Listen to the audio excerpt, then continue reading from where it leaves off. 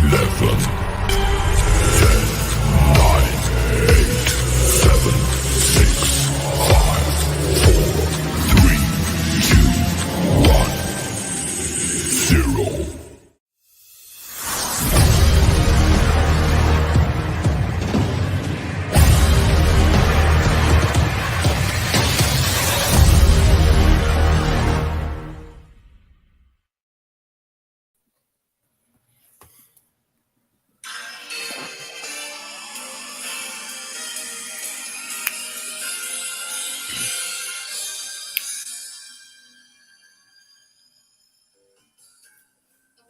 This song is ridiculous. I don't like this song. I can't jam out to this. I will not jam out to this song. I don't care for this song. It kind of has a 70s porno lick like bass underneath it. There's a lot of that going on in this movie. It really is. Like, you're right. You know what? I should have been prepared. I mean, look, this is 80s Bond, right?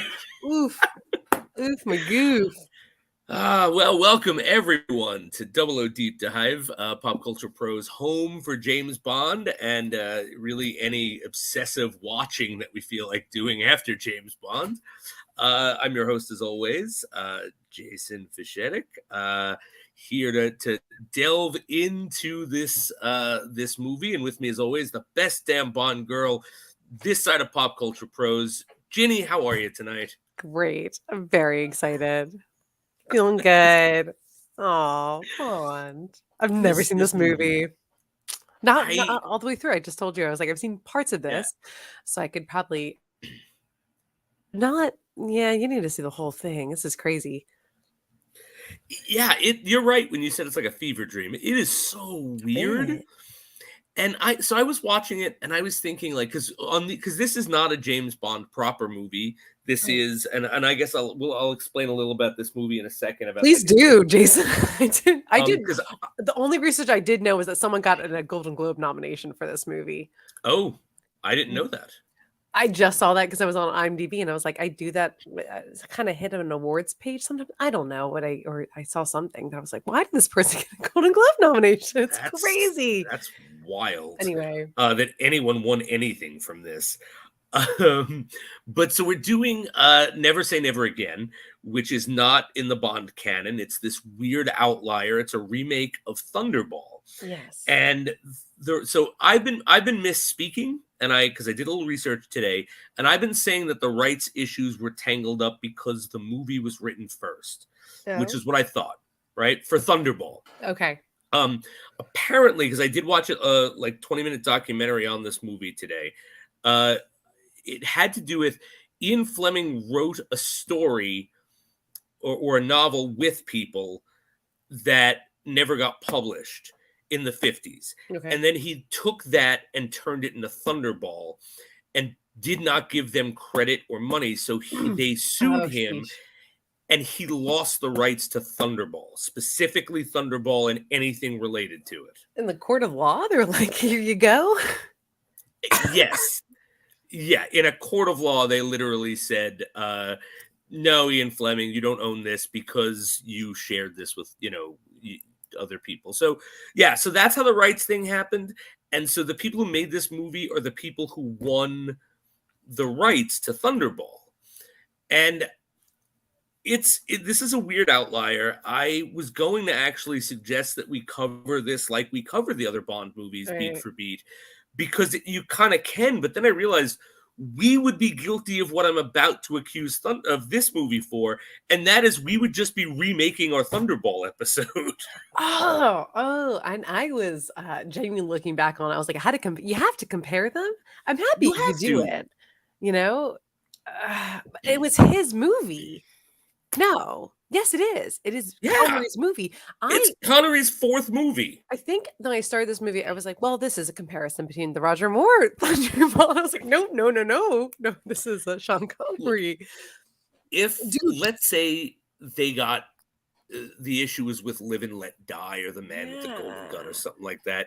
And then they're like, all right, we're going to remake this Roger Moore movie with a Sean Connery era sensibility. Yes. I'd be like, yeah, I'd be all for that. Or I actually think that's what we should be doing now. But people don't want Roger Moore anymore. Clearly, they've not taken well to him, or they're a little critical. So let's just bring him back. Let's bring the man back, and But it was like, no, no, it's just he's just remaking his movie. It's like, I don't know, like unless I was covering it for something or I was watching it specifically for that movie. If you said, "Hey, would you like to watch Thunderball or Never Say Never Again?" I will 100% of the time say Thunderball.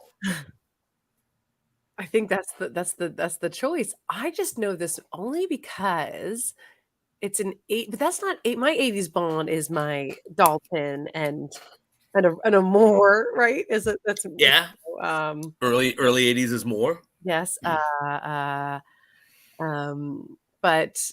But this is I know Kim Basinger was in it, and I didn't know that till when I was like 15, 14. And you're like, oh, why is she here? Like, she's so like she's not even that young. It's like the 80s, so it's early Kim Basinger, and it's like it's very strange. And that's kind of all I knew about it. And then just like an older Connery with like, a leotard dressed Kim Basinger. And it's like that's a fever dream. And you're like, oh, this is not right. And then as you watch this movie, like what Mr. Bean is in this? Yeah. There's a guy playing Q that isn't Douglas Llewellyn or Desmond Llewellyn. M is so young. M is James Fox. He is like half the age of Bond and is like, you're not fit. You're not in shape anymore, Bond. Let's get to it. God. And the whole concept, the whole conceit of Bond is old. The 007s are they're prehistoric. Like we've seen this in the newer ones, right? Yes. But like the whole conceit is that, and then M is begrudgingly kind of forced to bring Bond out of like the semi-retirement. He put all of the 00s in, but by the end of this movie, M is sending Mr. Bean to beg Bond to come back. He literally says M realizes he can't like keep the free world safe without you, 00s. He can't live without you, Bond. Yep. And I just what did I wrote? I told him was like, oh, I've never seen this. Explain this to me. But then Tom was kind of, my husband was catching on. And I was like, well, first of all, Sean Connery looks great. He just has a gray hair in his hair. He looks better than he did when he was in his 20s, I'd say. I knew you were going to find this Sean Connery attractive. Yes. I knew it. My only beef, Your Honor, is that I just was watching. He was so tan. He looked great. He's a very tan man. I think I agree. I think me and my husband both agree. Either it is a 60s Connery is his peak, or like the...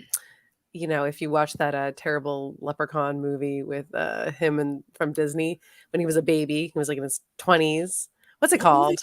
Oh gosh, it's like a Disney movie with their leprechauns, little leprechauns, and he is a leprechaun man. And how have I never heard of this? What is it called? Oh my gosh, it's a great movie. It is crazy. No, I watched anything with Sean Connery in it as a kid. How did this never cross my path? First thing on IMDb.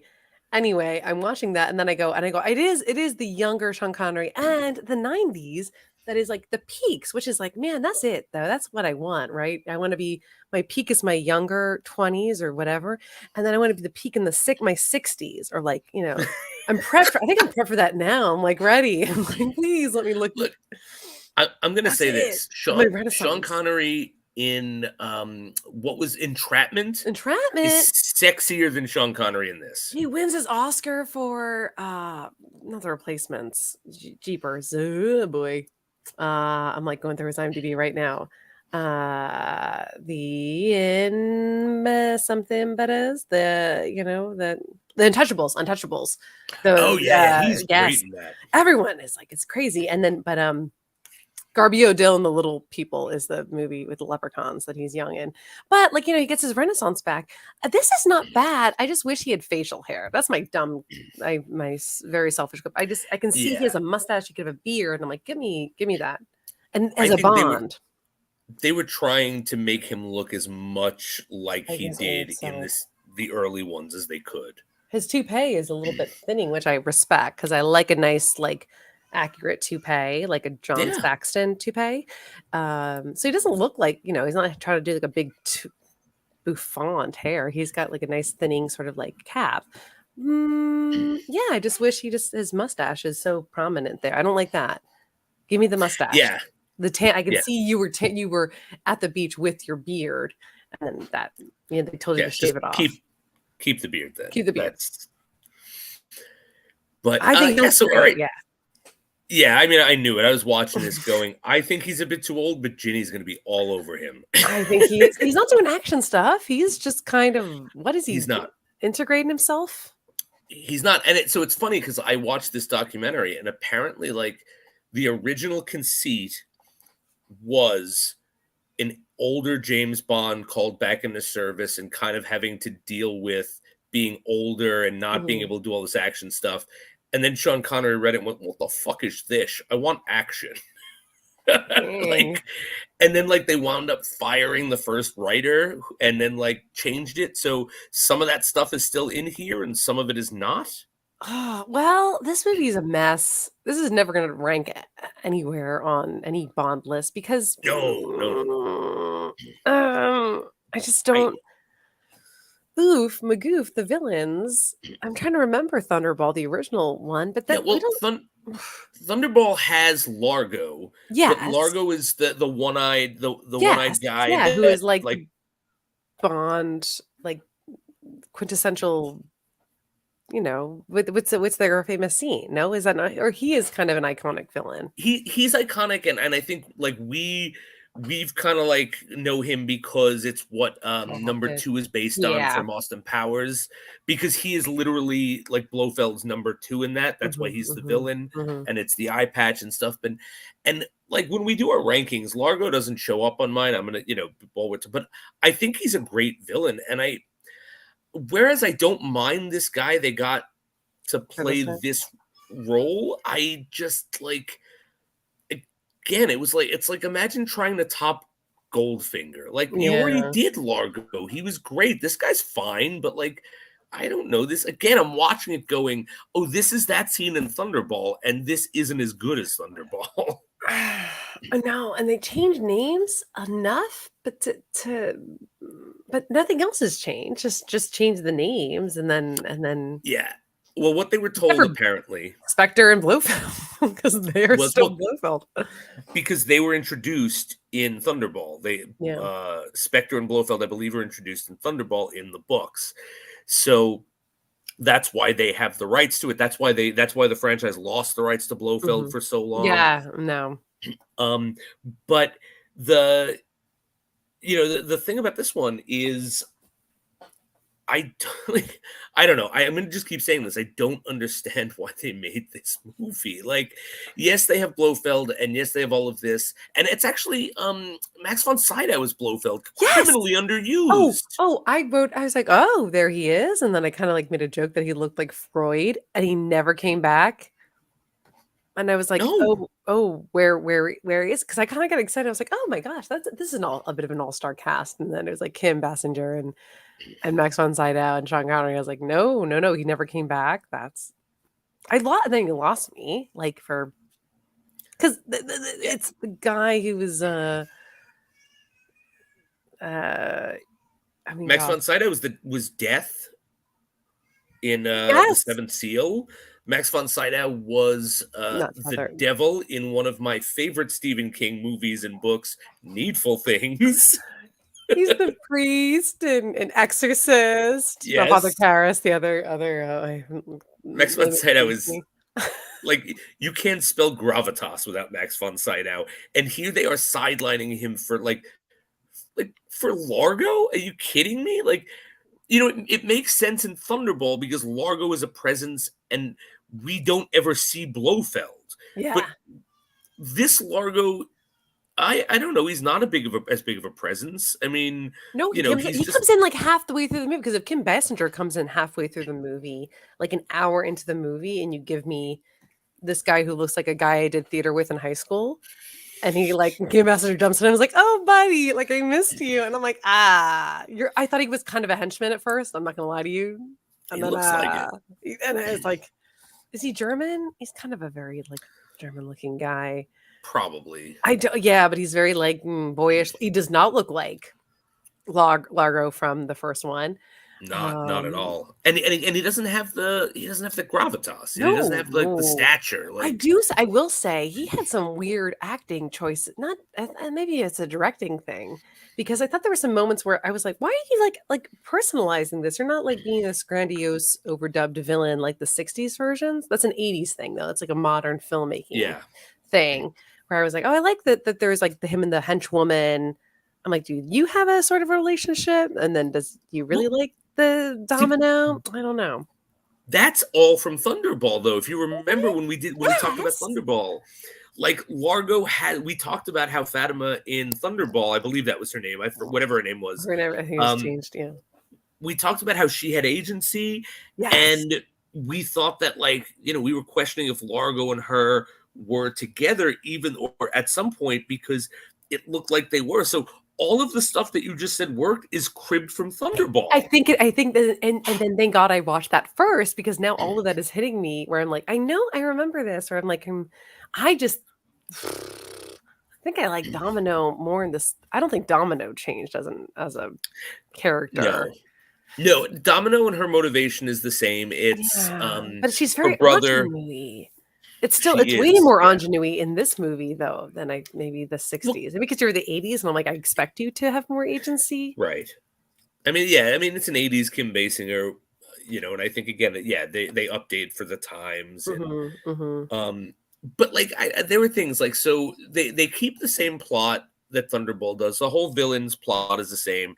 It's Largo hijacks or Largo Yeah. hijacks some nuclear missiles and hides them. And the way he does it is they use plastic surgery, but in this it's not plastic surgery. It's like this weird retinal like Yes. thing, Uh-huh. which I thought that was cool. I was a little Um, bit like, what the hell is that? Yeah. it's, I mean, it makes more sense in plastic surgery if we're, being honest. Mhm, I understand. Um, but so the whole thing is like he's a fighter pilot. They're forcing him to do this. He does it. He gets them the missiles. They kill him. But the thing is, though, like in Thunderball, they killed him because he was trying to extort them for more money. In this, they just kill him for no reason, and it just didn't, because of Largo's connection with Domino. It Yeah. didn't make sense that they would just murder him for no reason. Well, because then once they're like, "Hey, we killed your brother. We know that we did it," and she's like, "I'm gonna go pick up my brother. He's still alive." I think they were always like, we're always just gonna kill her." Then that's kind of what I feel like they were, or like he was always insinuating that, or he was like, she's pretty disposable, like that we can just kill her. Yeah. Right. And He that's the never had thing. It's like does the brother have any lines? He once you has kill nothing her to say. brother, Yeah. no, I don't think he does. I think maybe He's so when they throw the snake at him. yeah, he like I was expecting him to say something. He had like great mustache. And I was like, he didn't say. I like he had no lines. No, not at all. But yeah, so it was, it just, I don't know, it just didn't make any sense. I mean, as you said, it makes her way more disposable because, like, once you kill her brother, it's only a matter of time until you have to kill her. Yeah. She's gonna find out. And when Largo does it in Thunderball, it's, well, this guy's trying to extort me, so I got to do what I got to do. Whereas here, it's just, nah, I'll just kill him, and then eventually I'll. And he actually says that to Fatima. Well, eventually you'll get to kill her, and it's Yeah. like I Like don't know, wink, man. wink. Yeah, like why? Like I don't know. Their relationship just seemed so disingenuous to me. Whereas Largo was willing to do the same thing. He had reasons to do it, so it felt more genuine to me, character wise. He was, and he was like very much a power player. Like again, it's like a villain thing. It's like you're not. Blofeld is like a little bit in the shadows, which is great. I don't need Max von Sydow to go up to the heads of nations and go, "Gentlemen, you have my demands. Thank you." And then like click click with my cat. Let me just get a shot on my cat here while I stroke her. And then I like that's an Austin Powers like move. Yeah. And I was give kind me of, $1 million. and then he was gone. And then I was like, and then why am I just stuck here with gosh. Yeah, that stinks. That's rough. Yeah. And that really loses you. That's And that's like the Yeah. rest of your movie is that's not even that's a little bit more than half your movie. Yeah. Yeah, I agree. It's such a mishmash. It's such a mess. I'm gonna point out what I felt was the weirdest choice. Whereas they take the scene in the casino where Bond fucking has this awesome baccarat game with Largo, and they make it into an 80s style arcade with adults and children, Ooh. and they're playing this weird domination game that Largo made that actually causes you physical pain, and somehow 60-year-old old ass fucking 007 is better at the game than the programmer. Get the fuck out of how much no suspension of disbelief is going to make me believe that. He was shocked. He's like, "What is this?" He's like, "The screen." I was like, I didn't know what was happening. Then I kind of tuned out, and then I looked up to be like, "Oh, it's a video game." And then my husband kind of, what did he say? He also noticed a game. Oh God, on the background, like when they were like, it was a benefit, and I saw like Kim Basinger in her gorgeous white gown. I was like, "Ooh, flirty!" Like, yay! Like, ooh, they're like hitting off. And then I didn't notice big, like going to a barcade in Brooklyn, and they had all the old school like game set up.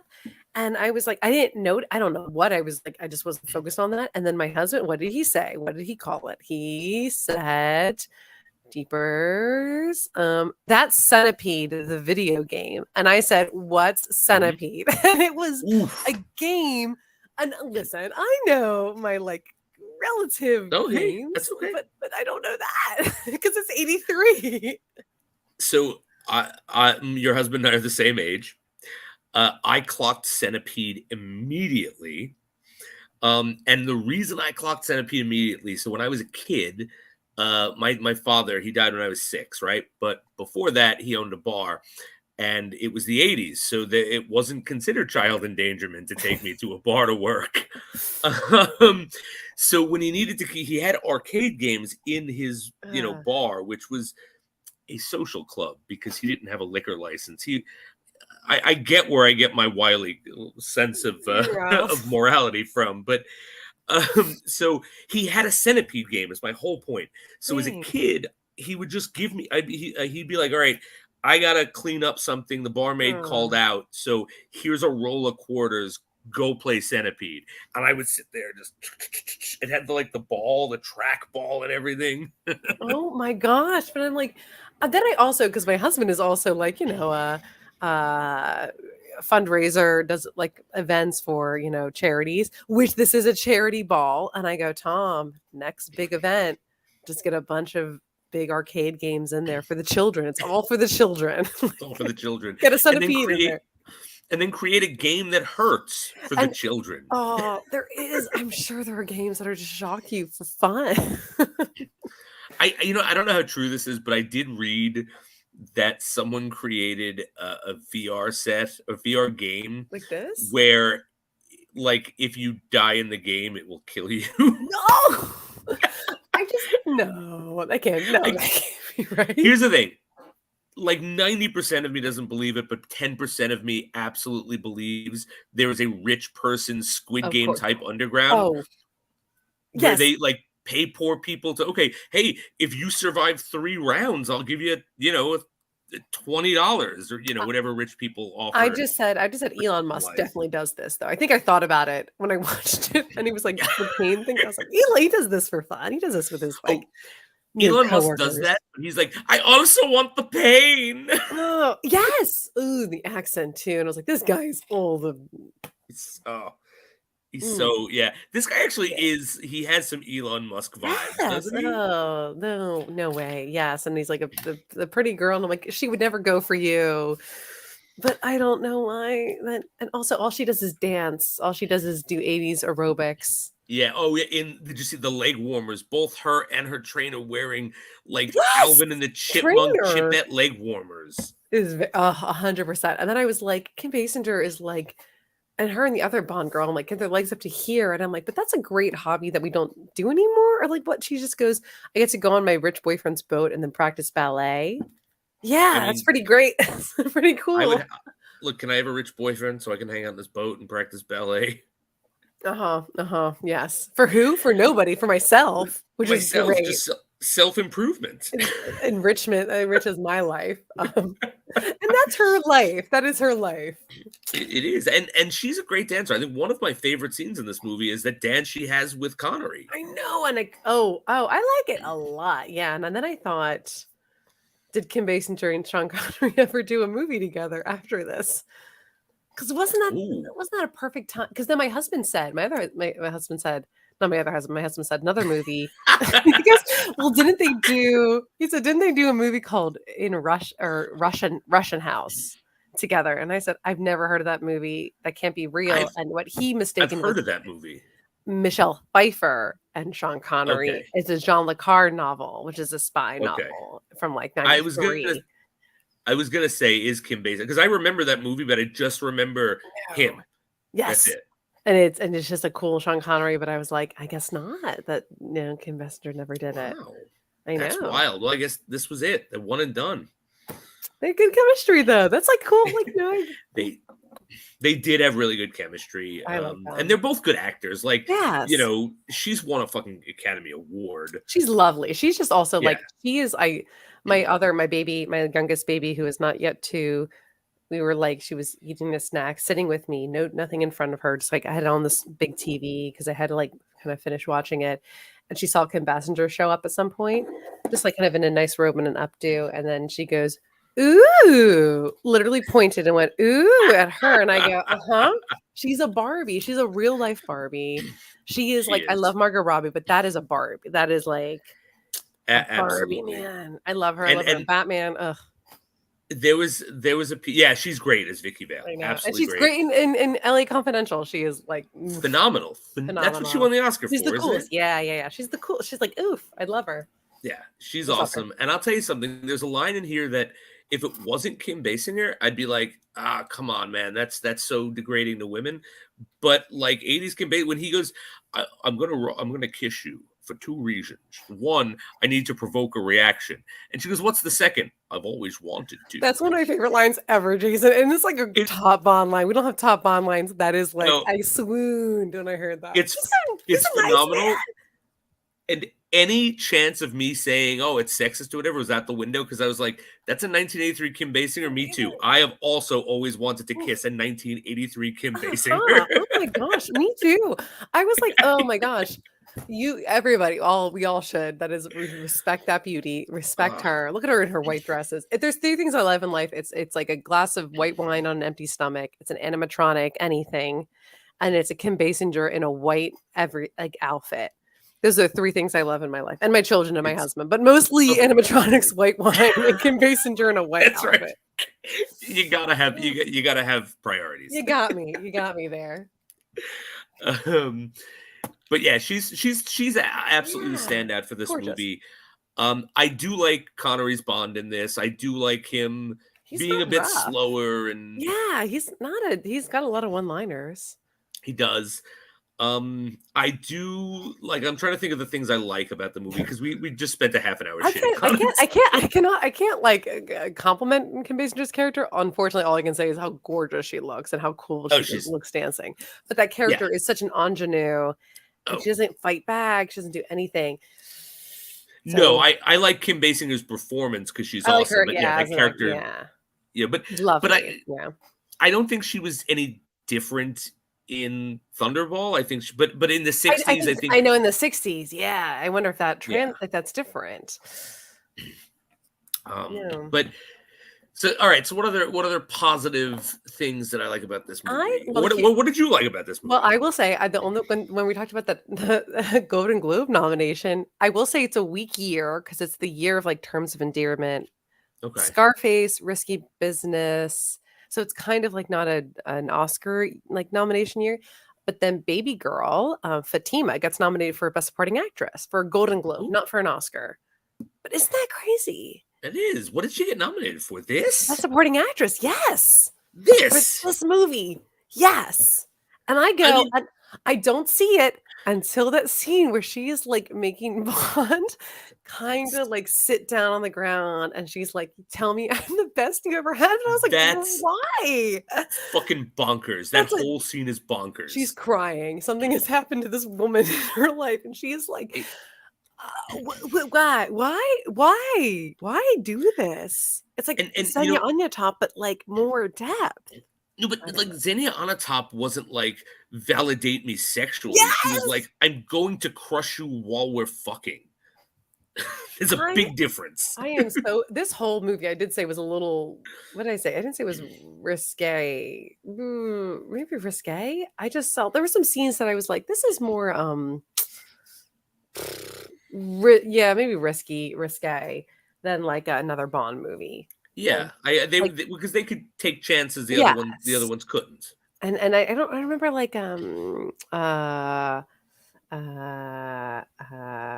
what's the Roger Moore one with Mayday and Grace Jones? Oh, A View. Kill. What have you? Because that one wasn't that bad. And that's the 80s. Is that 85? That's like later mid 80s, isn't it? I mean, that's a pretty we were Racy. Not kind to that one. No. Raciness. Racy. I was like, that's not as racy as this. This feels a little racy.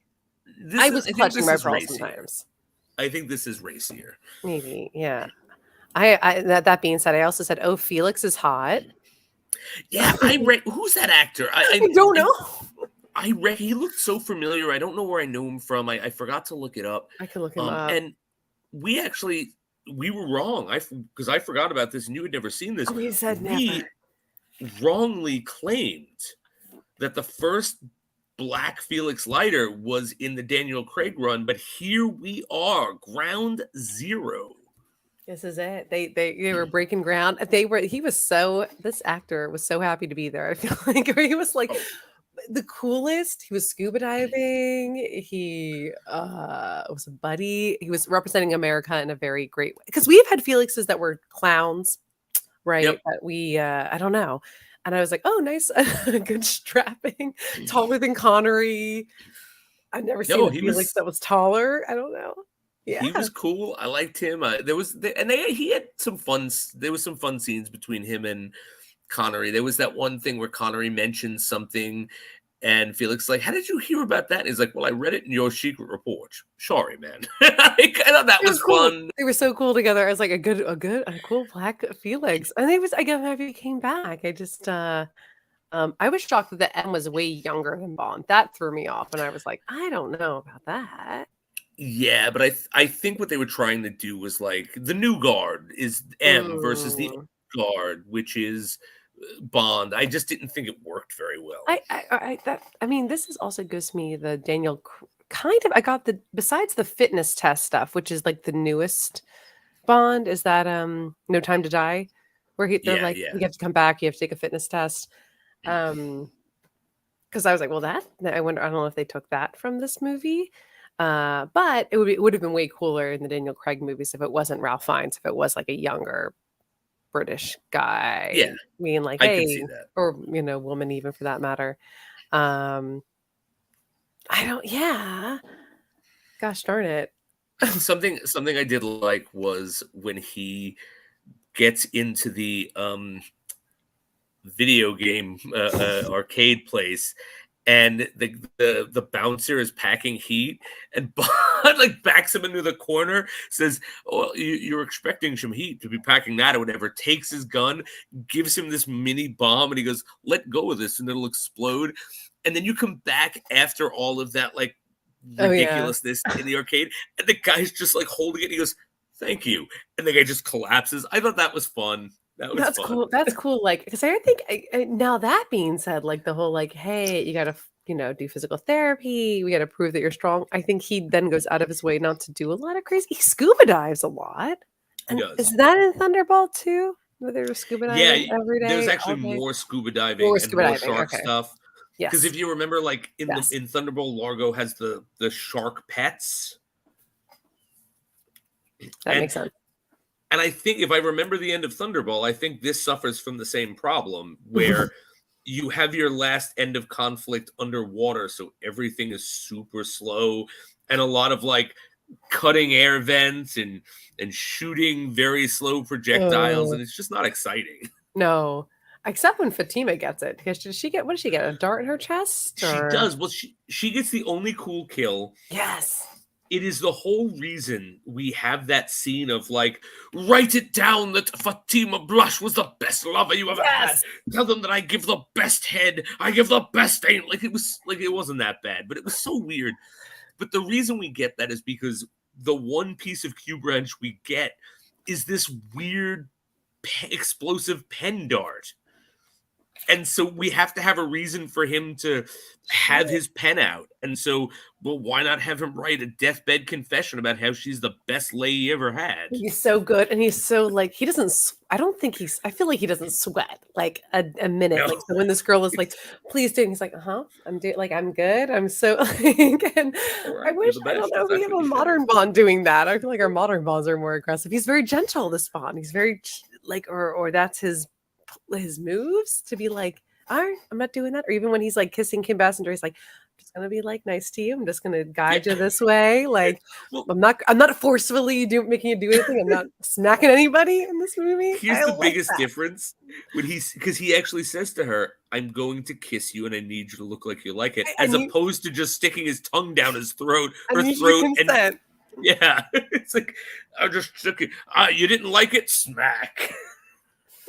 I just like what are you doing to me? Dun, dun, dun. And then she goes in, and it's a very mushed mouth kiss. Yeah, nothing. None of that. It was he got his consent. Yeah. It was all cool. And she was super into it. She was always like definitely into it because she said that beforehand. We had like indications earlier. Even that makes no sense. You don't know that man, Domino. Look, the fact that she's like falling in love with him, like I get like, all right, you know what? Largo killed my brother. I'm with you now to kill this guy, but she has a line where he's like, I'm gonna go after and kill Largo, and she goes, no, and he goes, yeah, but we've got to avenge your brother, and she goes, not if it means losing you. I know. He's like, you lost your brother, and she's like, but I don't want to lose you. And I was like, but you don't know him. Like, yeah, you don't know him. It's like, I hate to tell you, but you're gonna lose me after like 5 minutes after the credits. What did I say? But there were some lines that are good. Again, that kissing one was good. But then what was another one? Was it later to the end? But vulnerable, what? You were quite... No, was that something else? Something else.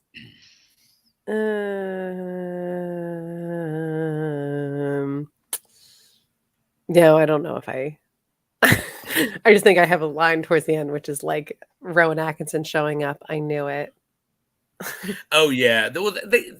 Well, for one thing, I just want to say the whole transition between the fight underwater and then him coming or her coming up from the pool, and it's like, wait, the fight is over? When the fuck did that happen? That's also the beginning of the movie where I was prepped. I'm always prepped for our opening, which is to be like, well, how do we go into what's our opening Bond sequence? There is no opening Bond sequence. Doesn't it just go right into the opening credits? Yeah. I don't remember. There is a scene that is set up where it's very brief, where he's like running through a training exercise, but we don't know it's a training exercise, and he gets killed because it's a woman. He doesn't, But you're right; it's so brief. And honestly, now that I'm saying it, I don't remember if that happens before or after the credits. It could happen. I know because I think isn't that because I think the song just like kicked off to me, and I was like, oh, like that can't be right, or did I miss something? Because I started the movie, and I was like, I'm just going to start like getting my water together. They play. That's what it is. It is the opening thing. But it's just over the sequence. Credits, yeah, and they play the song over the sequence. That's right. Okay, you're right. Because I just wasn't ready for like that. There is no. You can't even add that to the list of like, hey, no opening sequence. No, and all right. So here, if we were going through this as a Bond movie, the villain, was not as good as he was in Thunderball. Bond girls, I think, kick ass in this. Love Kim Basinger. Do like that Fatima Blush. Yeah, I love Fatima. I kind of said this is her movie a few times because she looks great. The camera was she's wearing a banging outfit. Let's just do a Dutch angle here and like highlight her running down the stairs. Let's get her from the back and showcase her outfit.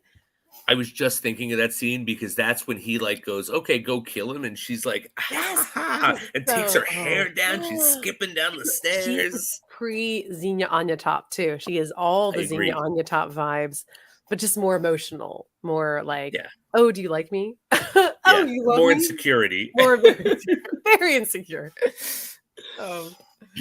Yeah. Yeah. And then it ends with him and Kim Basinger. It ends with literally Mr. Bean coming and being like, "We need you back." And he's like, "I said I would never join. I'd never do this again." And then Kim Basinger says, "Never say never again, James." And he kisses her, looks at the screen, and winks. A wink. And we all laugh, and we just laugh. Oh And my do gosh. you know how they came up with this name? No. So the way they got Connery to do this movie is they pretty much drove a boatload of money up to his house. Like they went to him and they said, "We're going to pay you more than they were at the studio because we're an independent film. This isn't studio." And Connery went, "I like money." You know, so he did it. He kind of was itching to do more of an action. I think he wanted to give a nice fuck you to Saltzman and Broccoli because he left on bad terms. So they're sitting around. They have no script. They just know it's Thunderball. They don't even know what it's called because they can't call it Thunderball because they could not include anything verbatim from the movie that was not from the book. Oh, interesting. So they literally had legal teams reading through it to make sure they weren't in copyright violation. So video games. Pretty much. So then Connery and his wife and these people are sitting around having dinner and they're talking about what to call it. His wife goes, "We should call it Never Say Never Again because Sean said he would never go back into the James Bond role again." And we just laughed and laughed. That's how you title your James Bond movie? Get the fuck out of here. Was he a producer? That feels like something that gets you a producer credit. That Sean Connery's like, "I'll do it, but I gotta, fight, or I got, I have a say in it." They promised him a say in it. He wouldn't do it unless he had a say in it, and that's why they rewrote the original script. That's why like 4 different rewrites on it, because part of it was he was like, "No, I want to do some action, write some action." That is just a weird. Why that movie? Well, I mean, but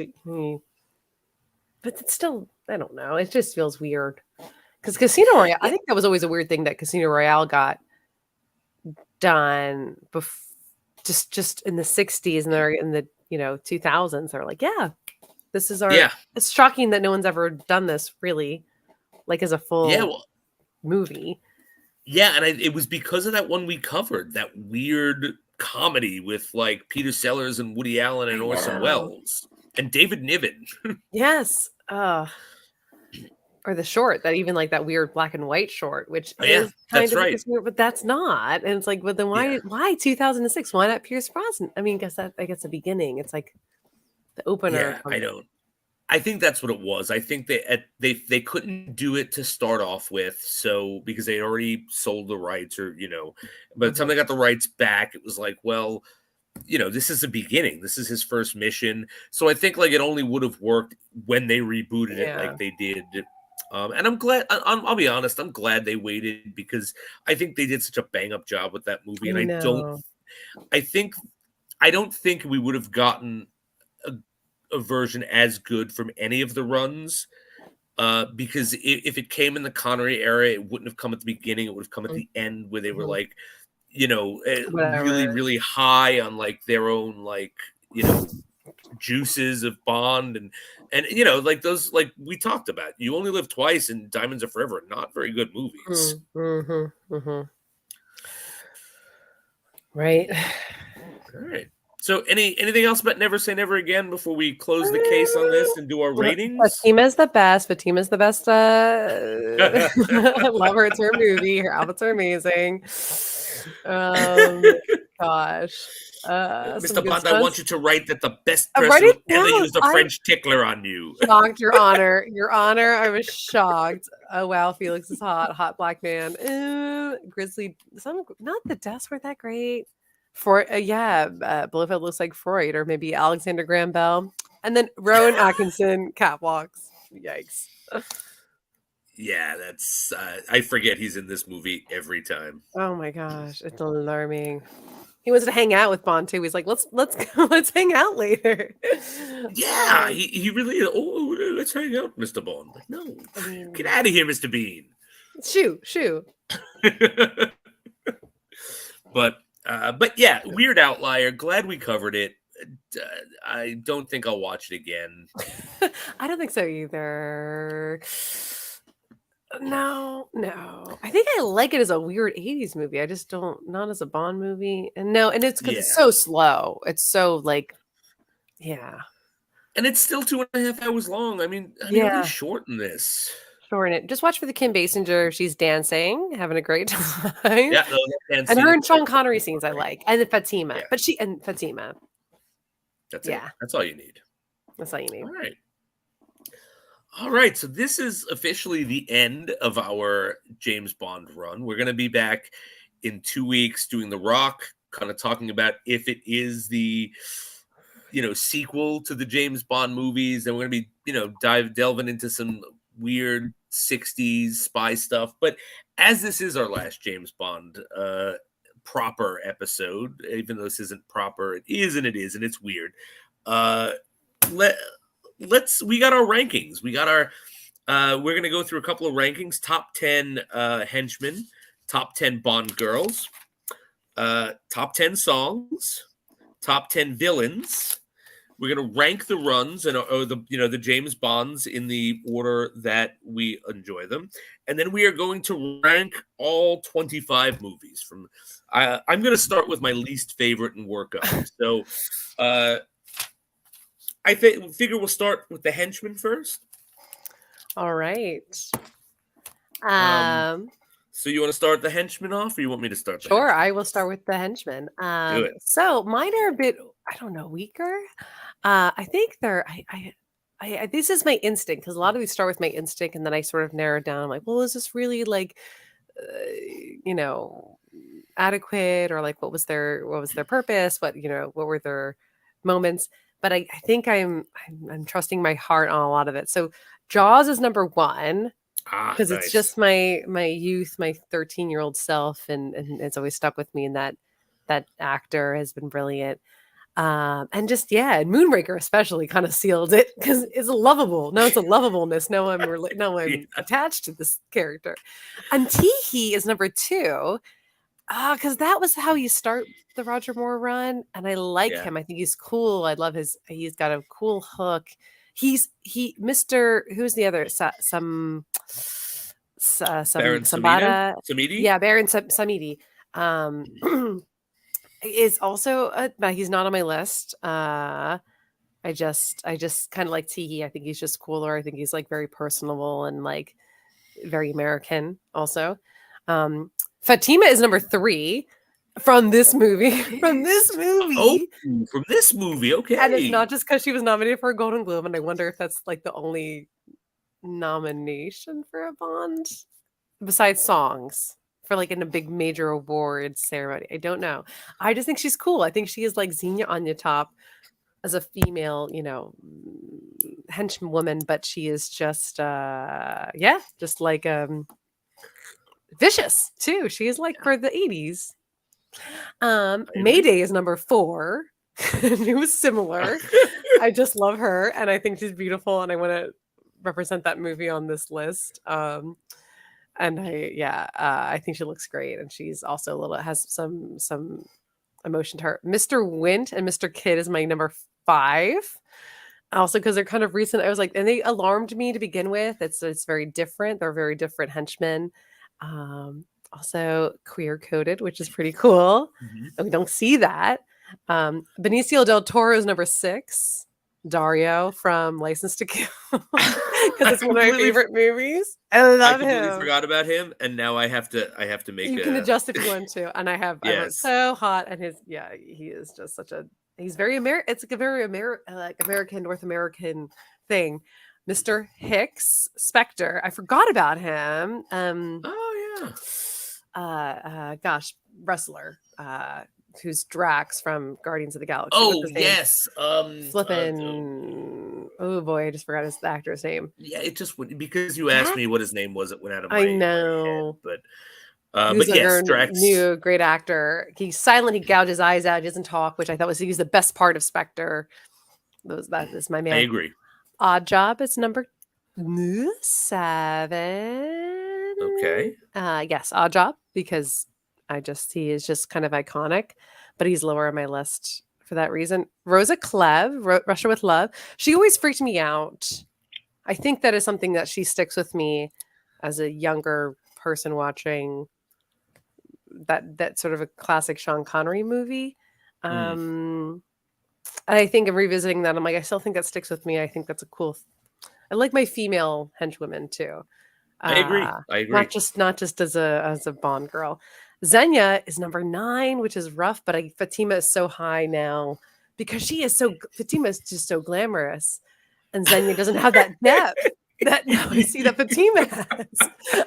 It's a real problem. But I love Xenia. I think I just also love. Do you ever watch House on Haunted Hill, the remake for Halloween? Oh yeah, the 1998 version. I love Baby Girl, the actress who plays Xenia in that movie. Oh yeah. That's right. This is a weird energy and such a weird. She's like a cool actress.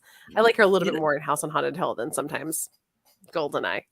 You know what I find funny about Famke Jensen is the first time I ever saw her was on Goldeneye, and she was Xenia Onatopp, this like woman who just oozed sex, and she's an attractive woman. But like every other thing she did after that, she's like, like she's awkward. Like she was really awkward in The Faculty, right? Or like Jean Grey. Like she's Jean Grey. She's not like super sexy Jean Grey. Yes, I love her like 90s career. I do too. And I love her. She's kind of my Jean Grey forever. Yeah, mine too. And my last one is Necros from Living Daylights, but only because I think you guys liked Necros from like he had the headphones and he had the music a little bit, and he was like the boss in the kitchen with the knives. And I thought, oh yeah. And I like Timothy Dalton's era of solid henchman, but he's lower. He's very low on the list. So you know what? I just added him to my list because I completely completely forgot about him. I did. You guys liked him. I was like, he was never on my radar. That movie is so icy and blonde to me. So I threw him in. No, I appreciate that. I forgot about them because I was going through this at work today because I forgot to put my rankings that I was doing it. No, I'm always updating. All right, so I love your list. I think I only have one person on my list that you do not. Ooh.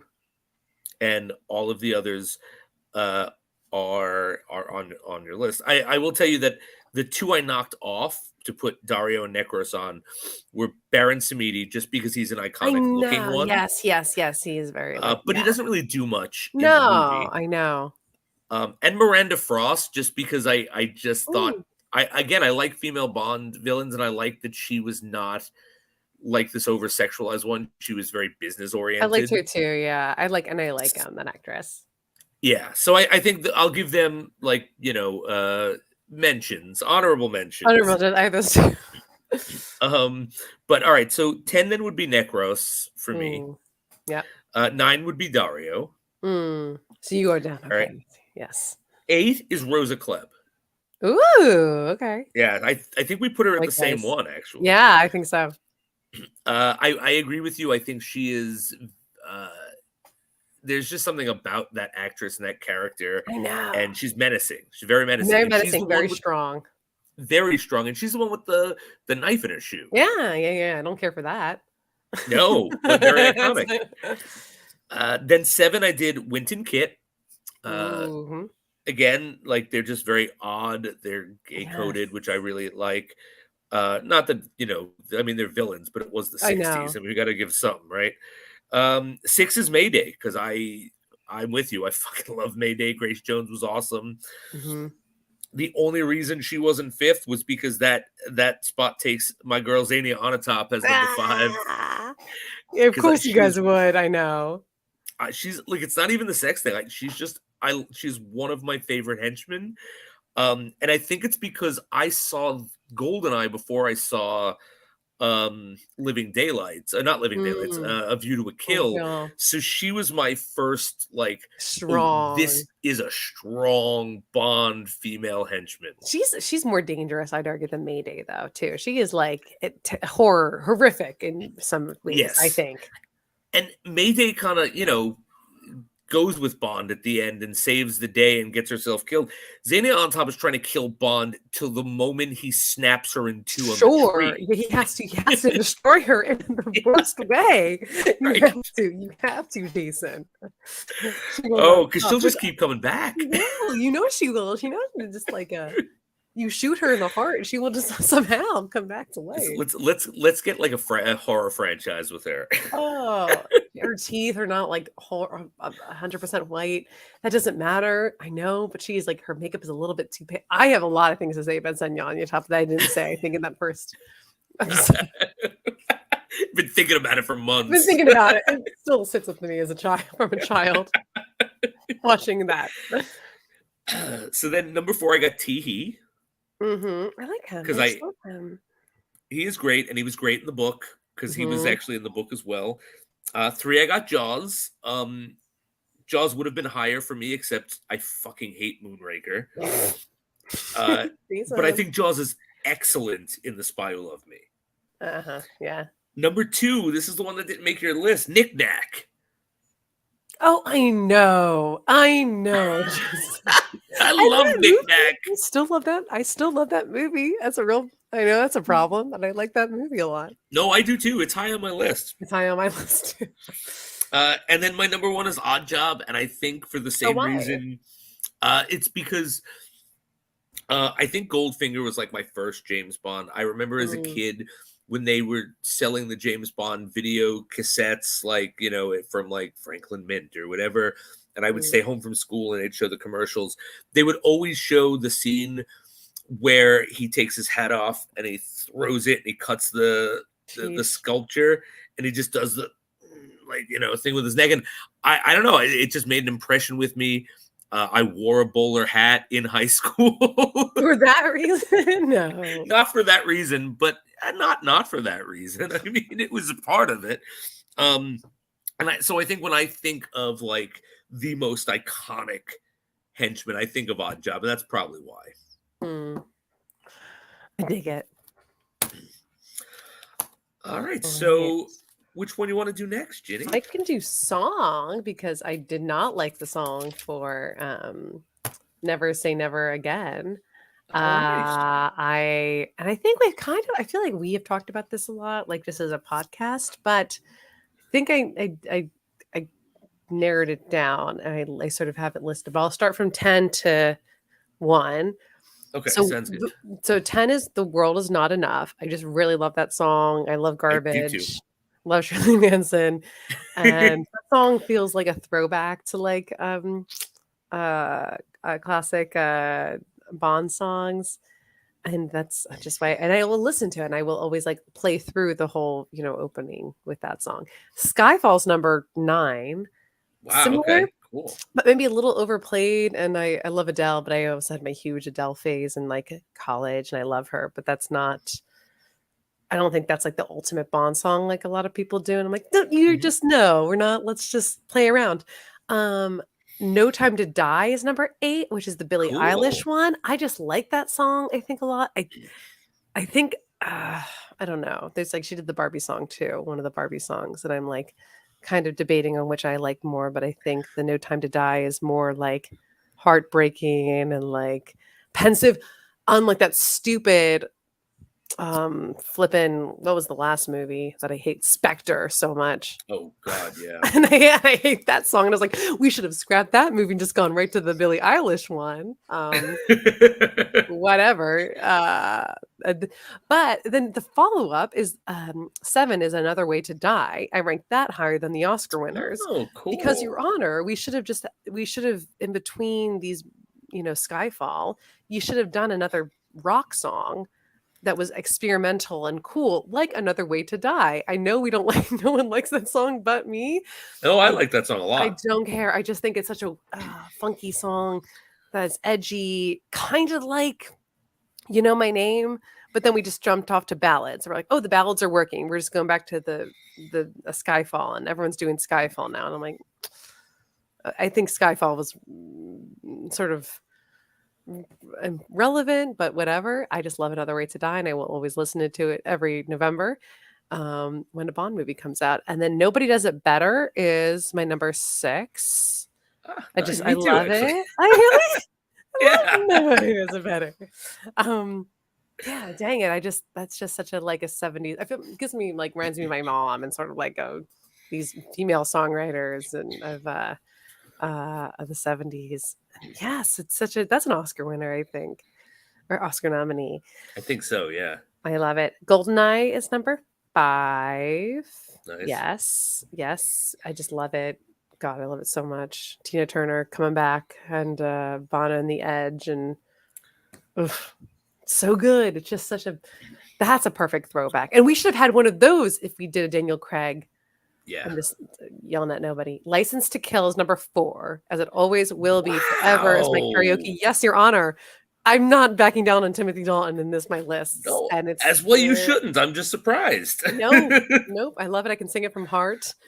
It's so good. It's so 80s. It's such my 80s song. Live and Let Die is 3. Nice. That's yes. You Know My Name is number 2. I'll never just forget being in high school and just everyone loving it and dating a guy who literally going, I wake up to that song every day on my alarm and just it gets me like all the energy to wake up. And I was like, "Wait." All right. And then and Goldfinger is number 1. Nice. Awesome. I love it. I should have Diamonds Forever on there. I think that I wish I'm I just can't. I just can't do I'm it. I don't know surprised why. you went for Goldfinger over the Diamonds Are Forever because I think last time Yeah. when we did it, you had said that you liked that one better. I know. I just think I just sort of was like re-listening to my list and it's like that's the Shirley Bassey. That it's just Yeah. I don't know. No, it's It's kind of iconic to me, yeah. If I have certain things can be, different, but not that. Yeah, no, I get that. That's cool. All right, so we have a very different list, and I'm very excited. I'm so about excited. this. So my 10 is Living Daylights. I love Living Daylights too, because I have that on my like Spotify. I don't know if it's a great Bond song per se, but it's a song that will just be in my head every now and then. And every now and then you'll like see me walking through the halls at school going, oh, the living daylights. I know, I can sing it too. Yeah, so that's my 10. My 9 is A View to a Kill. Very similar vibe. We dance into the fire. I don't know if it's a good Bond song, but it gets me pumped. I really enjoy the song. I love Duran Duran. Then World Is Not Enough. I'm with you. I love that song. I know. It's such a good throwback to these Bond songs. And I think that's something that like the Brosnan era, Pierce Brosnan era, really excels at is their songs. Like even the Sheryl Crow one, which is not on my list, is a good throwback. Yeah, I like. Yeah. We had it right in the 90s. Yeah, no, we did. We were working hard. As the Matrix said, it was the best time to be alive. It was the peak of civilization. So 7, and this is where it gets crazy. Man with the Golden Gun. The man with the golden gun. I can sing them all, Jason. I know. Love is required whenever he's high. Who's that again? That's Little Lulu. Okay. She did To Sir with Love. Okay. Oh, yes. But it's so catchy and it's so 60s. It reminds me I feel like I'm going to a go-go club. Yeah. Like you just want to do the monkey arm swing dancing to that. Exactly. Yeah. So it's just and I just love that movie start to finish. I love that movie. Mm-hmm. It might be my favorite Roger Moore one. No, it can't be because we'll get to it anyway. Then 6, Nobody Does It Better, because you're right, that's a kick-ass song. Carly Simon rocks. Mm-hmm. Then 5, I got Skyfall. Yeah. Oh, nice. Yeah, I really like that one. I'm not saying it's the best, but I kind of think that it is a good throwback, I thought. I think people, and I think the problem with that song is it's so good that people, the next 2 movies base their songs off of that. I agree. I don't know if that ruins that song then, if that's sometimes, and I have one of the songs listed, but yeah, It's such a like, Yeah, this is no, the end. It's so dramatic. You could have ended that series on that song, like alone. 100%. Yeah, and of course, anything that gives us anything to do with Spectre, you gotta take points off. Then 4 is Goldeneye because that's a kick-ass song. It's Tina Turner. Golden Yeah, right. No lace for leisure. Commitment. I fucking love Tina Turner. All right, and then 3, they're all Shirley Bassey because I love me some Shirley Bassey, but 3 is Goldfinger. As iconic as it is, I think it is the lesser of the 3. Ooh, yeah, I know you're right. I just didn't want to blaspheme on any I get fans it. or I mean, look, I put Shirley Bassey in all the top 3, so all right. I can blaspheme a bit. Then 2 is Diamonds Are Forever because I think that's a kick-ass song, and then ironically, my number 1 song is Moonraker, and it is ironic because it is literally the only James Bond movie I fucking hate. what is the song? The song is not called Moonraker, is It it? is. It is? Yes. It's called And how the Moonraker Ooh. goes. My issue is that our joke in high school was Moonraker, do Yeah, of course. do. He makes moons with a rake. I don't know why we would say that. So, Your Honor, I can't do it. Right. It's all right. But yeah, so that's mine. And I guess I give honorable mention to the Sheryl Crow one because I do think that's a kick-ass song. I'd probably put that 11 if I was doing a list of 11. I know. Yeah. Oof. I know. I love all the Bond songs. My November is filled with just Bond songs when I'm driving or walking anywhere. Yeah, I listen. Sometimes I listen to them on a loop. I have just the albums, like just the Bond songs, because sometimes I just need that energy. Sometimes I like to play in my head that I am a secret British agent from the 60s who womanizes and drinks too much. It's a very specific fantasy, Ginny. And speaking of very specific fantasies, would you like to jump to the Bond girls? Yeah, I would. I'll start with my 10, although I have my shout outs too. But my 10, and I did it. I think I did it. I'm looking at it, just going, again, some were instinct because instinct and I sort of mushed them around and ranked them when I had to. But I start with Pam Bouvier, and she's from License to Kill, and I love License to Kill. So she's American. She is a U.S. agent who has to cut her hair and become like the downside with her is that she kicks butt. She has a shotgun at a bar, but she is like, she kind of gets pushed to the side. Bond kind of like, makes moves on other women besides her, but she is a cool chick. I love her. I love her style. For an 80s Bond girl, she's cool. She has agency. Then Mayday. Can I count them? I'm going to count some of the henchwomen and Bond women as the same. You can do whatever you want. This is your list. I like Mayday a lot. I have her listed, and I think I trust myself. A lot of my 60s girls aren't going to be there. I should have her higher, but I have Teresa from Her Majesty's Secret Service, because she's his wife, and she's Diana Rigg. And I think I always liked Avengers more than sometimes it offended me to see Her Majesty's Secret Service when I only knew her from like watching TV Land and watching the Avengers. Maybe that's why she's not kicking ass as much as I'd like her to be. I have Pussy Galore as my 6. Nice. Where is it? 1, 2. Oh, I might have how many women do I have? 2, 3, 4, 5, 6, 7, 8, 9, 10, 11. No, I have to cut one out. I will not cut her out. Maybe I have to cut Mayday out then. I have to nix Mayday. Yeah, you could always keep her as she's one of my henchwomen because I'm like looking at my list and I have way too many.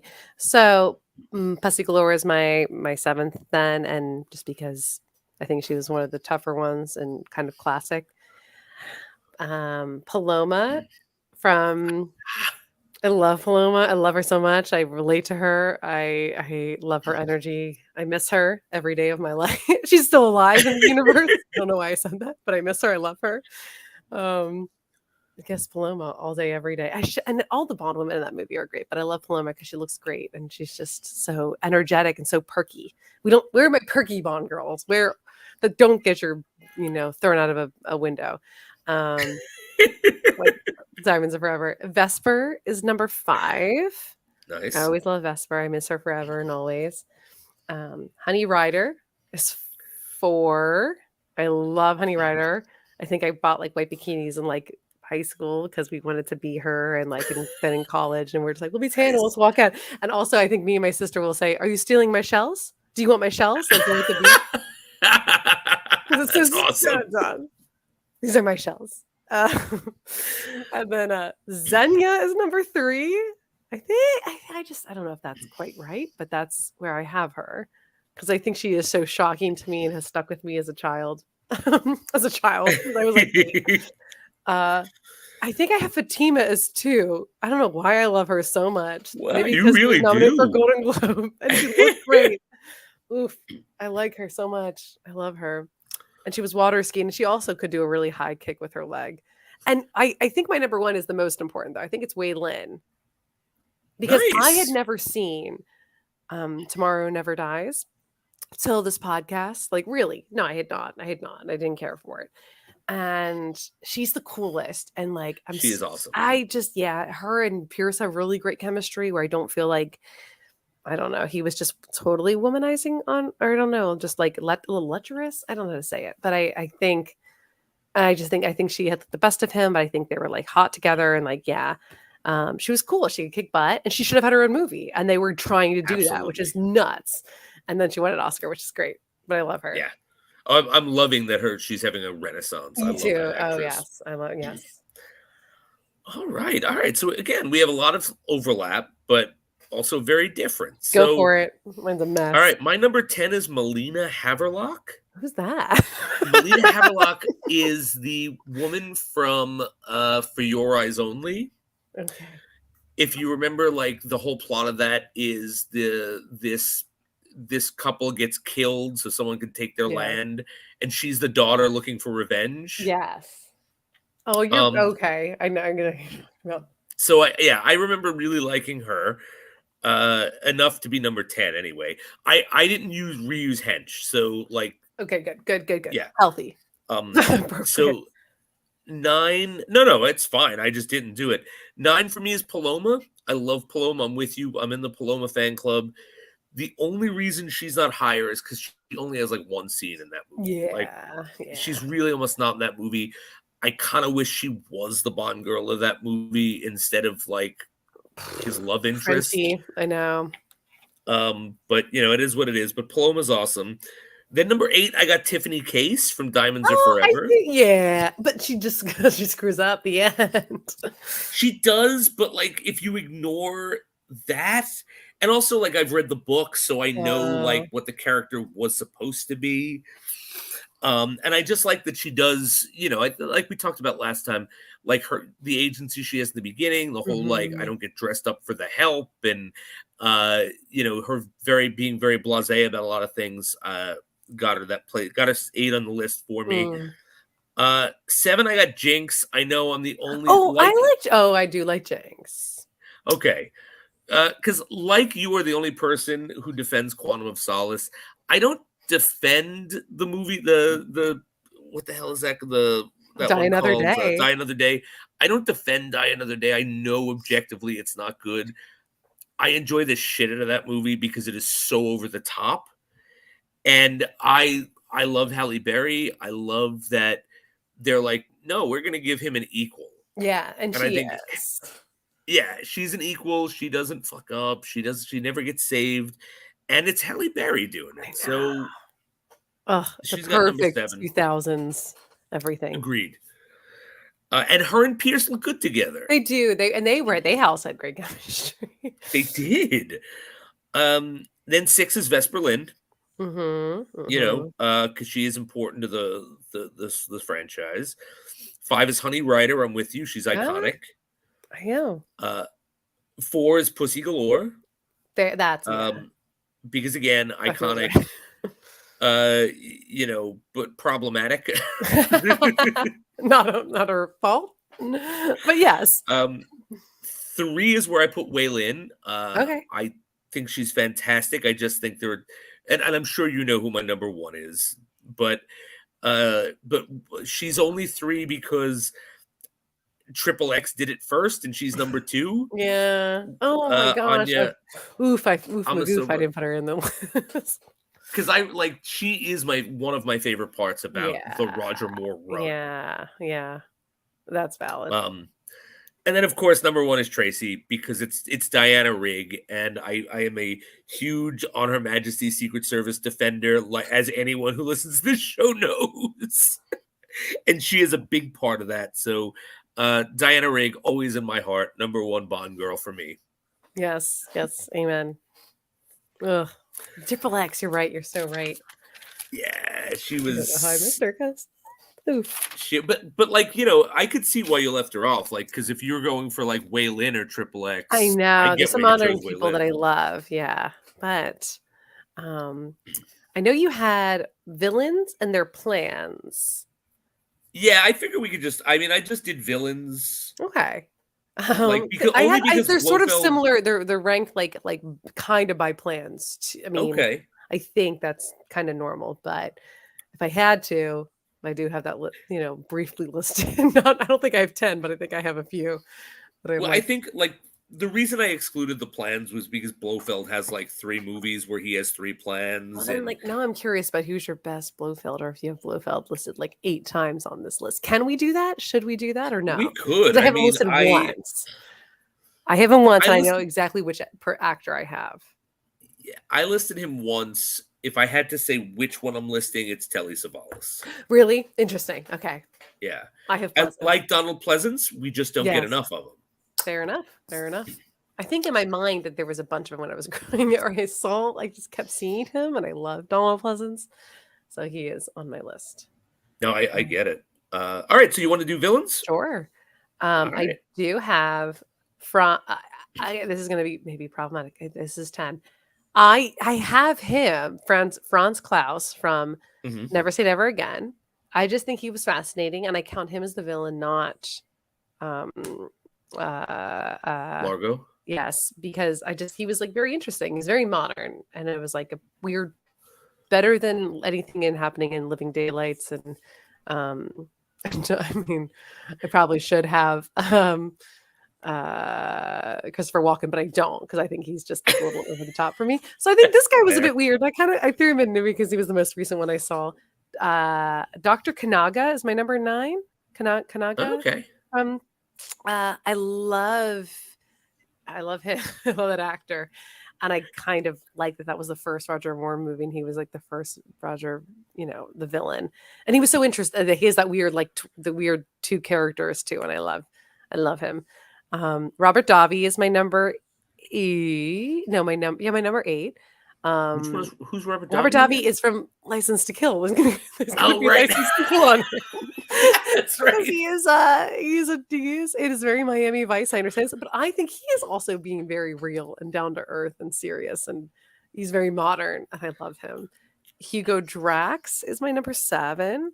Wow, okay. I know. Again, these are people. They're not grand. These are personal things. My number, of course. 10, 9, 8, 7, 6. 6 is Elektra King. I love Elektra. You will not get me to not love her. And she's not a henchwoman. She is not a Bond girl. She's kind of a Bond girl, but she is so. She's the villain, man. Oh, dude, that is her. I love Sophie Marceau. I think that was always when I was there was someone. That's not empowerment. Her life is just oof magoof, a little bit trauma, and she is one of the strongest women in the Bond series. I think I have Alec Trevelyan from Goldfinger as my number 5. I just I love him. I think that was kind of, that's also what's your first really Bond movie as a kid? I think it's Goldfinger or Goldeneye. And he sticks out to me. I have Donald Pleasance as Blofeld, also because of his mission, which is just kind of pitting the US and Russia against each other. And that's very classic to me. I love Donald Pleasance. He is like Telly Savalas is too American for me. Yeah, I could see that. And I kind of need, that sounds bad, but I need, if you're going to be American, I need you to be American. If you're going to be North American, I need you to be very North American. And Francisco Scaramanga is my number 3 for Man with the Golden Gun, because I love that movie, and I love Christopher Lee so much, and he's a fun house. He's a fun house, and it is such a beachy. That is a beachy movie to me. Goldfinger is my number 2. It's classic, and I think you're right. He is like kind of a horrible villain in hindsight. I think he seems not menacing. He seems like a golf, a golf playing rich man, but he is not. And Raul Silva is my number 1. Nice. And I never happened to me till I saw that, like, 2 years when I had to watch it for this podcast. And I think my husband really loves that movie. Maybe about a year ago, yeah. But I really just sat down and watched that whole movie. I love him so much. I love who's that baby boy? But I love that actor. I love that he was scary to me. He was like kind of devastating. He's brilliant. Yeah. Oof, his face. The face, like when he takes the teeth out. That's horrific. That's horrific. Awesome. Yeah. It is. Oof. All right, I love it. I love that you put Silva first. That's awesome. Yeah. All right, I also have a strange list, which we actually line up on 2 of them. All right. But you can tell my bias from my list, because they're almost all like older ones. But here we go. So number 10 is Dr. No. Dr. No would have been higher, but he's only in 20 minutes of the movie. I know. 2-hour, 20-minute movie. But he's iconic, like the hands. And there was just so much going on with him. Number 9 is Grant from Russia with Love. Ooh, yeah. Because, well, it's Quint from Jaws. Yeah. And B, just like, I don't know, like, it's that scene for me on the train where he's pretending to be the other 00, and he's just so good at it, and then he snaps, and he's like menacing, and like, so that really made him stand out to me. 8 is Max Zorin, because it's Christopher Walken as a fucking James Bond villain, and I don't care how over the top he is. I agree with him. That's a nice view to a kill. The way he says it, he's blonde. It's just Chris Walken. That's it. He can do no wrong in my eyes. 7, I got Le Chiffre. Because I thought Mads Mikkelsen does a great job, and he's not too over the top, but still menacing. Yeah, I love Mads Mikkelsen so much. 6, I got Silva, because I thought he was fantastic. It's just really hard to beat my top 5 for me. But I think everything you said, I second. I think he's a menacing villain. I love the villains that have personal connections with Bond. And this is one of them. And then the fact that it's M, and the fact that, like, yeah, he's the villain, but he's not 100% wrong. Like, I really like that about him. Then 5, Alec Trevelyan for England, James. For England, James. Because again, personal connection. I love Sean Bean. And I love GoldenEye. I love everything about that movie. I know it doesn't hold up for some people, but it does for me. Number 3, I got Mr. Big from Live and Let Die. He was your number. You had his real name. Yes, I had Dr. Kananga. That's it, Dr. Kananga. Because it's Yaphet Kotto. It's like a very it's our first, I think it's our first black villain. He's really, really good at villainy, and he has the most ridiculous death in the whole franchise, where like they pump his head full of air. Weird. Oh, that is a bad death. Yeah, you're right. Oh, and I love it. Yeah, it's great to watch. Then 3 is Scaramanga, because it's Christopher Lee, and the Man with the Golden Gun is criminally underrated. 2 is Blofeld. But I didn't have a specific Blofeld. Like I was just thinking of like Blofeld in general. Mhm. So he gets number 2 because he has a lot of time and he's Yeah. like, It's actually he is the big villain for Bond. And like if no one saw me saying Goldfinger is my favorite villain, I don't know what to tell you. I've done nothing but talk about how I think Goldfinger's the best thing since sliced bread on this podcast. Mm-mm. But yeah, so that's my list, and I love that like we linked up on Trevelyan and Scaramanga. Yes. Yes. And Rice, who by the way is uh, very happy that we're back. Things have been awfully dull around here. Bureaucrats running the whole place. Everything done by the book. Can't make a decision unless the computer gives you the go-ahead. Which I believe is a Q's line. Yes, yes. Gratuitous sex and violence. And he's like, yeah. That was a crazy line. Chris Walken for the win. But yeah, Chris Walken. I just pictured Chris Walken as a 00, right? Like a cute game in his watch. I'll put this watch up my ass. Yeah.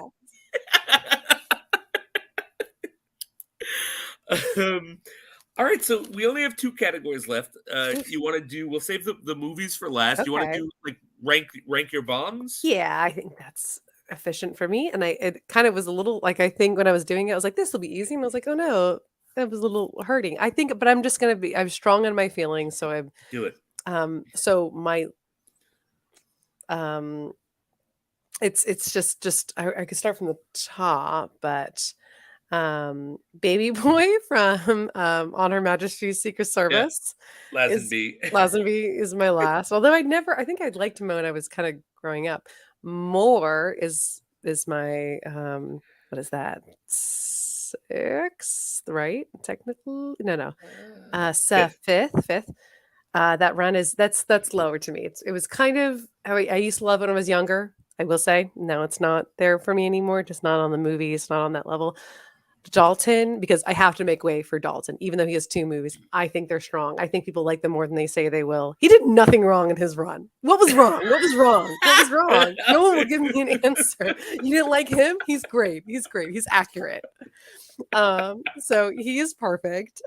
Brosnan, kind of like Connery, though. I think it maybe in hindsight, I don't know. Like he's similar. It's just more of a modern turn, but their runs are similar. A little cheesy, little classic. They're kind of cads, but but like ladiesmen. Craig is my number 2 because it's so solid, and I think Connery's my number 1 because it's still diverse and interesting. I think to this day, like even now, I'm like he's gentler in this last movie, but he's more rough, he's more action packed, he's a bit of a spy in some movies. Otherwise, he's just a kind of a fisticuffs man.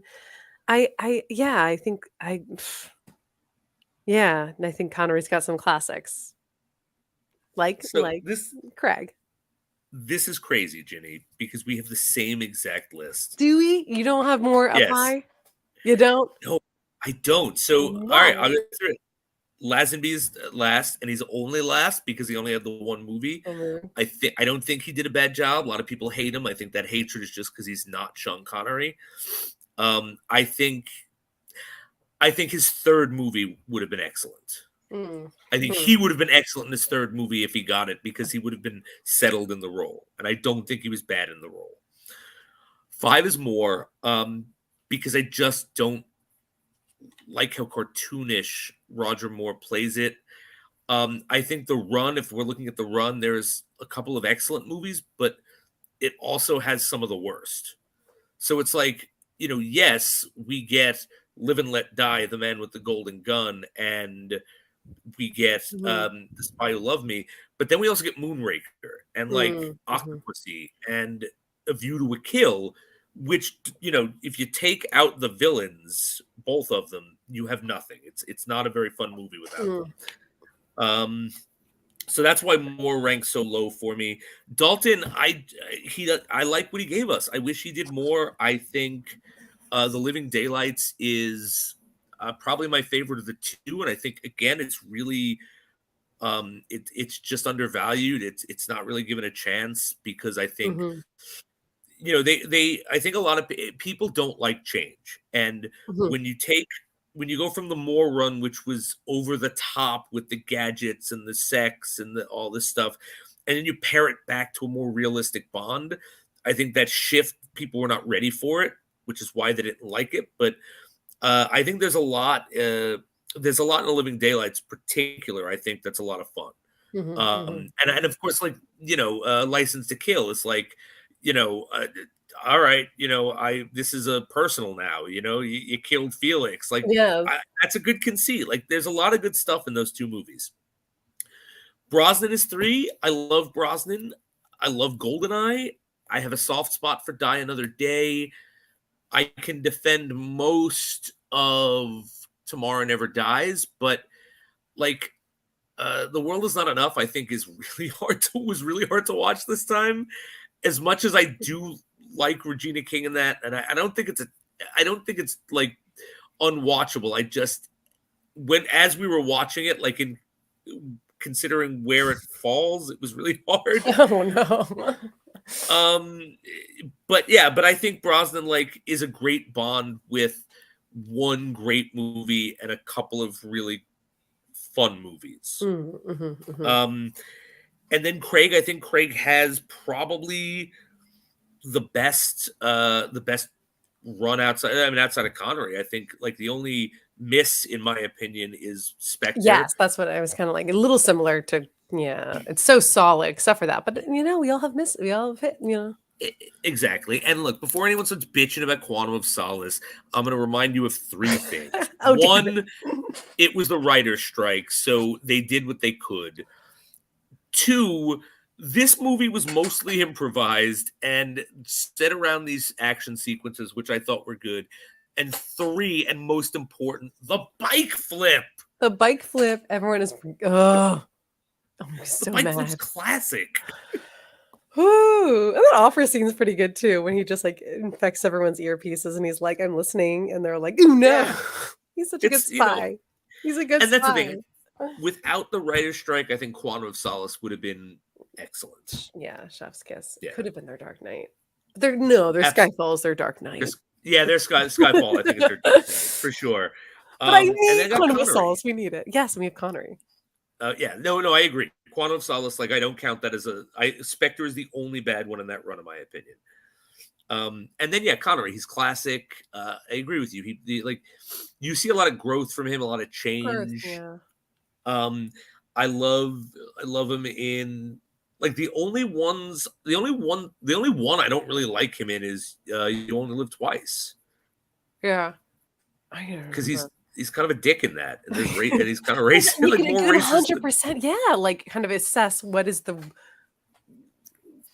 what's the worst Bond? Right. I I mean, think for him, it's definitely that You Only Live Twice, because I actually rather like him, even though I'm not crazy about Diamonds Are Forever. I like him in Diamonds Are Forever. I love him in Goldfinger when he's like the worst spy ever, fucking up, falling ass backwards into the wind.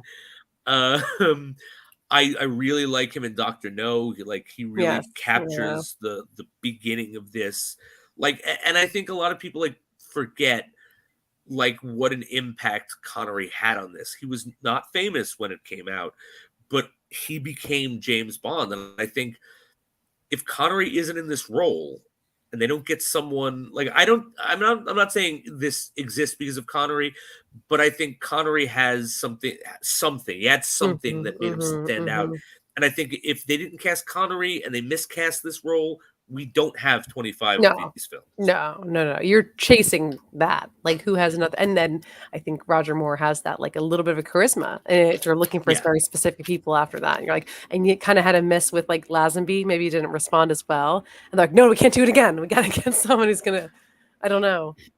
Right. Like, and I will say this though, on this watch, I used to dislike Roger Moore, like, as the actor making choices about James Bond. Now that I watch this, I realize I don't dislike Roger Moore at all as an actor. I think in the movies that he has directed well in and that are good, he's really good. yeah. I mean, But there are movies that are not directed well, and he's really terrible. And it's not his He's fault. on no, it's some of his movies are on my list of like top best movies. It's just not that I can't unwatchable. It's not, your run Yeah, it's just 100% isn't for me. exactly. All right, so you're ready for the movies? Oof, I think so. And again, this might I don't think this will change, but I think I have to go with my gut on a lot of these, and also Do just it. what I love and if I've kind of revisited something, I'm like, what is very strong to me. So my number 10 is 1, 2, 3, 4, 5, 6, 7, 8, 9, 10. Yes, I'm ready. So Man with the Golden Gun is my number 10. That is my summer movie. That is a precious movie to me that me and my sister love. And I love Mary Goodnight, even though she's a terrible Bond girl. And I love Christopher Lee. I love the aesthetic. That's an adventure. It's an adventure of a movie. That's my number 10. I love Man with the Golden Gun. Golden Eye is my number 9 because that is something I was a child of the 90s. You're raised with that. That stuck with you. That is such a what a nice like shiny movie that I love so much.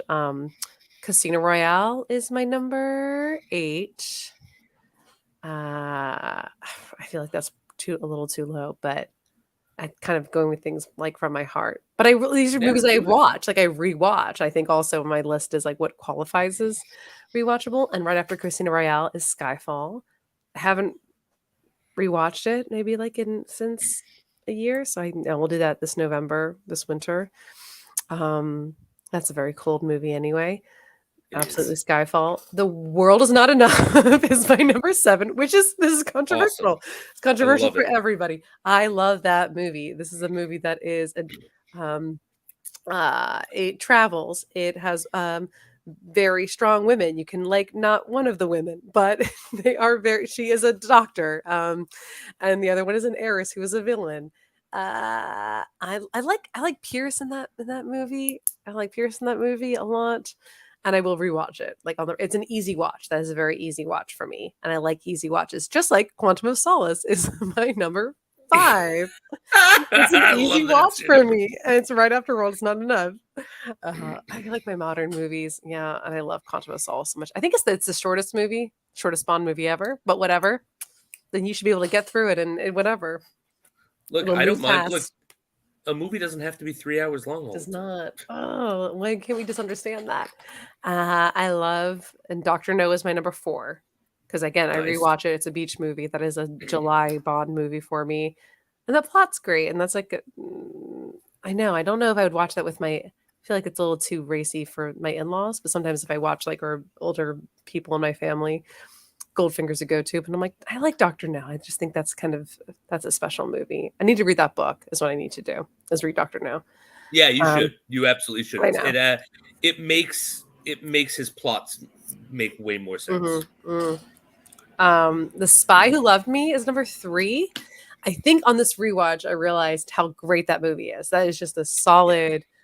Roger Moore's great. He enhances that movie. I don't think Connery would do well in that movie. I don't think that's like a Timothy Dalton does that, or maybe Pierce. But no, I don't think anyone more could have pulled that off, because that actually, in my opinion, is more at his best, because he's charming and glib, but he's not a cartoon. Yeah. He's a little. But that's just me. I didn't mean to interrupt. Because she's the kind of badass agent, and it plays off of a little bit of his like breaking her down in the right way of kind of wearing but like falling in love with somebody.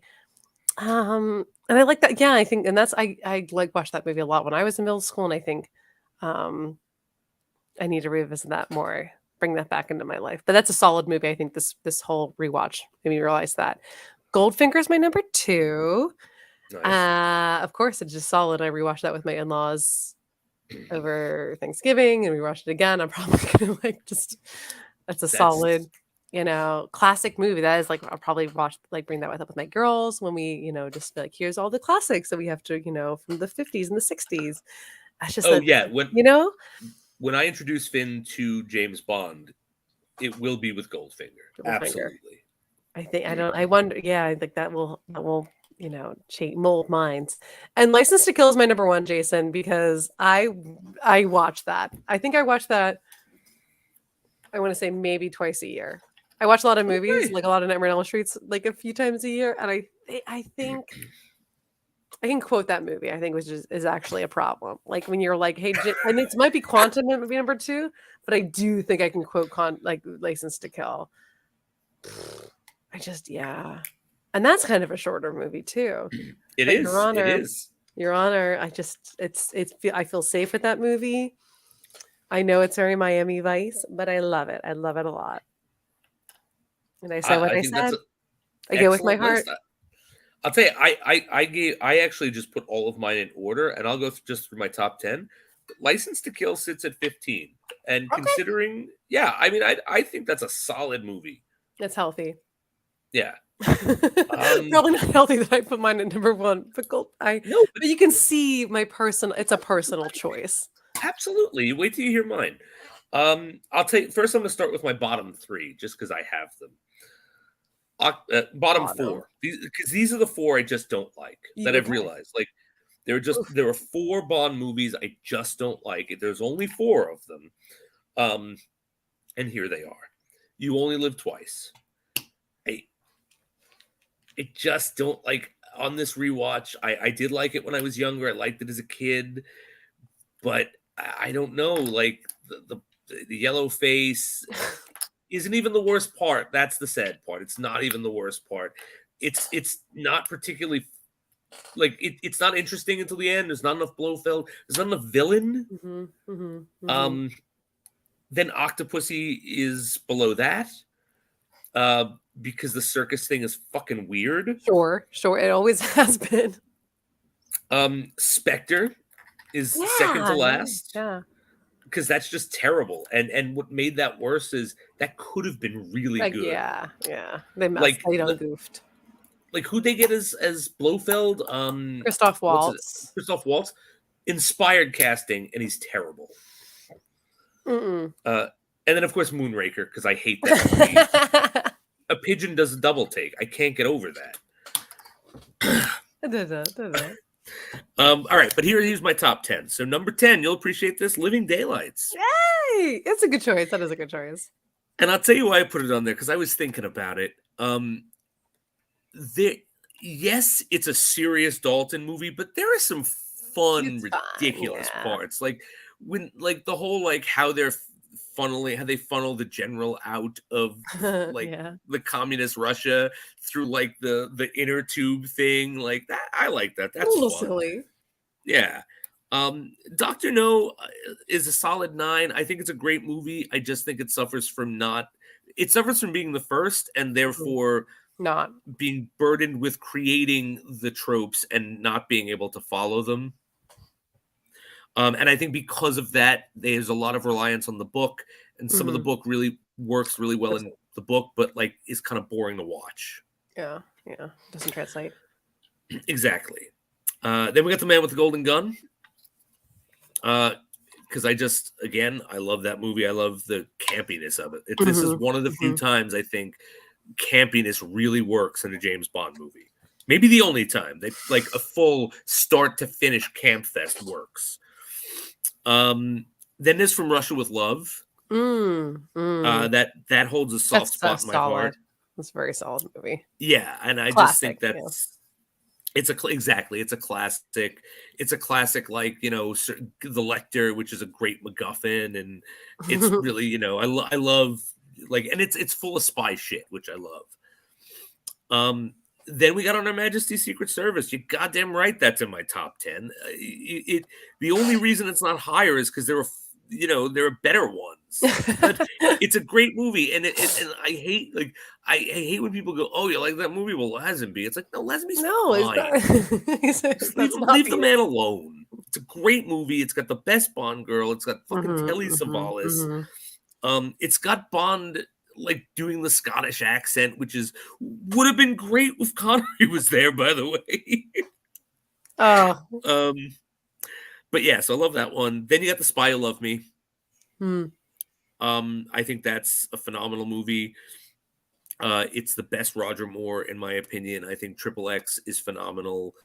The only thing that detracts from that movie is I think the villain's kind of forgettable. Yes, 100%. Yeah. Yeah, I mean, especially because Drax in the next one is space this guy, and Drax is so over the top. Oh yeah. Oh yeah. And now we get into just pure shit I love. GoldenEye is number 4. GoldenEye is the first Bond movie I saw in the theater. Yeah. I cannot help the fact that I love that movie, and a part of why I love that movie is the video game. I can't divorce the two. It's just not possible. I failed a class as a freshman in college because of that game. because I blew off the final because I was up all night playing it with friends. You're gonna thank yourself later for that, Jason. You're doing great. Hey, you're doing great, and you played it all night, and you're fine. Those memories. Look, as a matter of fact, I educate the youth now, guys. Go figure.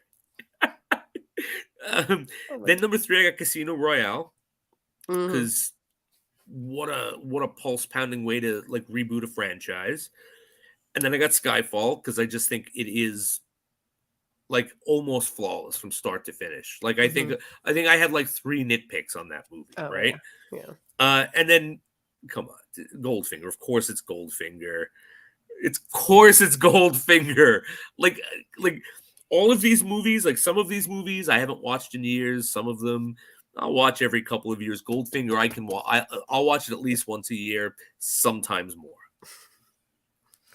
Great choice. Great choice. All right. So this has been a marathon. It's the longest we've ever gone. I know. I'm like, this again. Things might change. We'll see what the next and what does the future hold for the next Bond movie. We don't know. But I will say this: that when the new Bond comes out, we will be in the middle of another deep dive. But I think we'll take some time out to cover the Bond and adjust things accordingly. We'll be there. We'll be there to attack it. That's right. All right, Ginny. Anything else before we close out? It's been a pleasure. I can't wait for The Rock. I'm so excited because I've never seen The Rock all the way. I've seen clips of it, and all of my favorite men are in that movie. So I'm very excited. Have never seen that movie full way Michael through. Biehn, Tony Todd, Nicolas Cage, Ed Harris. You are in for. I know you are in for a treat. Sean Connery. Who am I missing? Yeah. Wow. Yeah. This movie. It's the fact that I'm willingly covering a Michael Bay movie on the podcast says everything. Because I'm traumatized, Ginny. I sat through for Grannies. I sat through all of the Transformers movies. And I feel really bad. I'm upset for you. That's time you can't get back, Jason. I feel bad after the first two. I mean, no. For weeks, I had Mark Wahlberg's voice in my head, like, "Hey, bro, I'm an inventor. I'm Cade Yeager." For weeks, I couldn't stop. Cracking a Bud Light can open, throwing it away.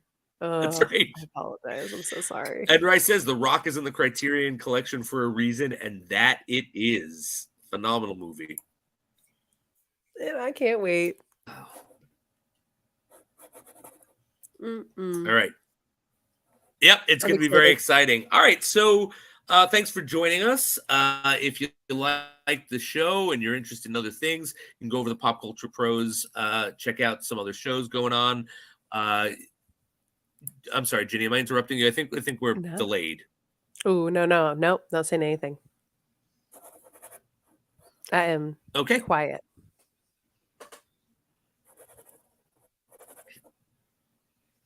All right, so I am not sure if you are frozen or I am.